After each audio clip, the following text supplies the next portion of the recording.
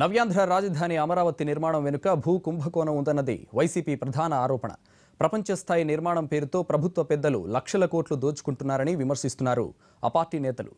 కృష్ణా, గుంటూరు జిల్లాల మధ్య రాజధాని వద్దని శివరామకృష్ణ కమిటీ సిఫార్సు చేసినా అక్కడే రాజధానిని నిర్మించాలనుకోవడం వెనుక కుట్ర ఉందని ఆరోపిస్తున్నారు. సాక్ష్యాధారాలతో పొందుపరిచినటువంటి వార్త చూసిన తర్వాత నేను బినామీ పేర్లతో మీరు కొనుక్కోకపోతేను సమాన ఒక మాట చెప్పొచ్చు కదా. ఏమని? ఏ విచారణకైనా మేము సిద్ధంగా ఉన్నాం, సిబిఐ విచారణ వేస్తానన్నా కూడా సిద్ధంగా ఉన్నాం ప్రభుత్వం, లేదు సిట్టింగ్ జడ్జి చేత విచారణ జరిపించుకోవడానికి కూడా మేము సిద్ధంగా ఉన్నామని మీరు ప్రకటించుకొని అలాంటి ఎంక్వైరీ జరిపించుకొని మేము నిర్దోషులము, దీనిలో ఒక్క ఎకరం కూడా మేము బినామీ పేర్ల మీద కొనలేదు అని నిరూపించుకుంటే శభాష్ అని ప్రజలు మెచ్చుకుంటారు. నిజంగానే మీ నాయకుడికి మీకు క్యారెక్టర్ ఉందనో నీతిమంతులనో చెప్పుకోవడానికి అవకాశం ఉంటుంది. ఇదేం కొత్త కాదు చంద్రబాబు నాయుడు గారికి. ఎక్కడ అభివృద్ధి కార్యక్రమం మొదలుపెట్టినా బినామీ పేర్లతో ముందు కొనుక్కున్న తర్వాత మాత్రమే అక్కడ అభివృద్ధి కార్యక్రమాలు మొదలెట్టేటటువంటి ఆపరేషన్ మీకు కొత్త కాదు. ఇంతకు ముందు అనేక సందర్భాల్లో ఇదే విషయం చేశారు. అదేమంటే మీ గురించి ఏదైనా మాట్లాడితే జగన్మోహన్ రెడ్డి గారి మీద ఇరుచుకుపడతారు. జగన్మోహన్ రెడ్డి గారు అవినీతిపరుడు.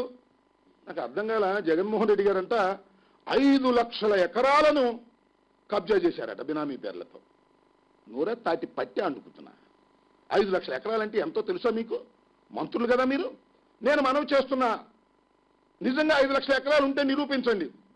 పాపం నారాయణ గారికి ఒక 2.5 ఎకరాలు, 2.5 లక్షల ఎకరాలు, మిగతా 2.5 లక్షల ఎకరాలు పతిపటి పుల్లారావు గారికి రాసివ్వడానికి వైఎస్ఆర్ కాంగ్రెస్ పార్టీ సిద్ధంగా ఉంది. సిగ్గుంటే, మీకు నిజంగా వాస్తవాలు చెప్పే ధైర్యం ఉంటే ప్రభుత్వం మీది, రెవెన్యూ డిపార్ట్మెంట్ మీది, మొత్తం ప్రభుత్వం అంతా మీ చేతుల్లో ఉంది.